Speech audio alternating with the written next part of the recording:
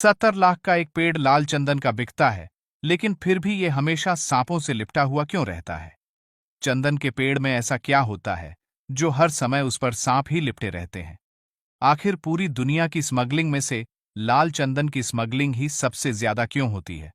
आखिर क्यों पेड़ काटने वाले चंदन के पेड़ को नीचे से नहीं बल्कि ऊपर से काटना शुरू करते हैं? पुष्पा मूवी में भी दोस्तों लाल चंदन की तस्करी होती है। अब आखिर ये इतना खास क्यों है? सभी सवालों के जवाब जानने के लिए वीडियो के आखिर तक हमारे साथ जुड़े रहिए। तो चलिए वीडियो को स्टार्ट करते हैं। सबसे पहले दोस्तों आप एक बात जान लीजिए कि चंदन के पेड़ को जब भी काटा जाता है तो उसे बाकी पेड़ों की तरह नीचे से नहीं बल्कि ऊपर से काटा जाता है। दरअसल ऐसा इसीलिए क्योंकि चंदन के पेड़ की जड़ों में जहरीले सांप भरे पड़े रहते हैं। और ये बात पेड़ काटने वाला भी जानता है कि अगर ये चंदन का पेड़ है तो फिर इसे नीचे से काटना मतलब मौत को दावत देने वाली बात होगी।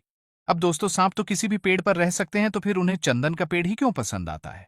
दरअसल सांप एक कोल्ड ब्लडेड एनिमल होता है। इनका खून ठंडा होता है और इसीलिए इन्हें ठंडी जगह बहुत पसंद होती है। अब आप जानते तो होंगे ही कि चंदन का पेड़ अस्तित्व में बहुत ठंडा होता है और इसीलिए ये सांपों के रहने की पसंदीदा जगह होती है। और लोग इसीलिए तो कभी अपने घर के पास चंदन का पेड़ नहीं लगाते। कई लोग वैसे मानते हैं कि सांप चंदन की खुशबू की वजह से उसकी तरफ आकर्षित होते हैं। दरअसल दोस्तों सांपों में सूंघने की क्षमता न के बराबर ही होती है। इसके अलावा एक समय पर वीरप्पन नाम का खूंखार डाकू लाल चंदन की तस्करी के लिए ही जाना जाता था। चंदन के एक पेड़ से किसान करीब 40 से 50 हजार रुपए आराम से कमा सकता है। लेकिन दोस्तों चंदन के पेड़ से पैसा कमाना बिल्कुल आसान नहीं है, क्योंकि चंदन के पेड़ को बढ़ने में 20 से 30 साल तो लग ही जाते हैं। चंदन का पेड़ कितना कीमती है, इसका अंदाजा आप कुछ ऐसे लगा सकते हैं कि सरकार ने इसकी खरीदी पर रोक लगाकर रखी है। सिर्फ सरकार ही चंदन के पेड़ को खरीद सकती है।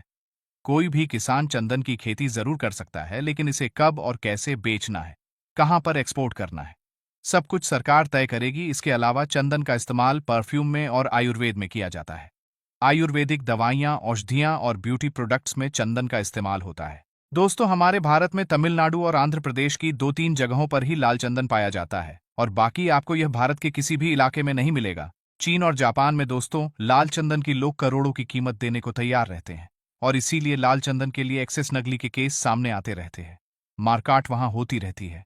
इन पेड़ों की सुरक्षा के लिए तो एक स्पेशल टास्क फोर्स भी बनाई गई है। इसके अलावा दोस्तों क्या आप जानते हैं कि दुनिया में ऐसे भी खतरनाक पेड़ हैं जो इंसानों की जान लेने के लिए ही बने हैं?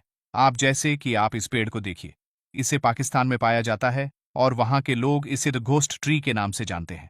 आप सोच रहे होंगे कि यह इन पेड़ों का ऐसा हाल कैसे हुआ है। दरअसल जब भी वहां बाढ़ आती है तो लाखों की संख्या में मकड़ियां इन पेड़ों पर जाकर रहने लगती है और अपना जाल बनाने लगती है।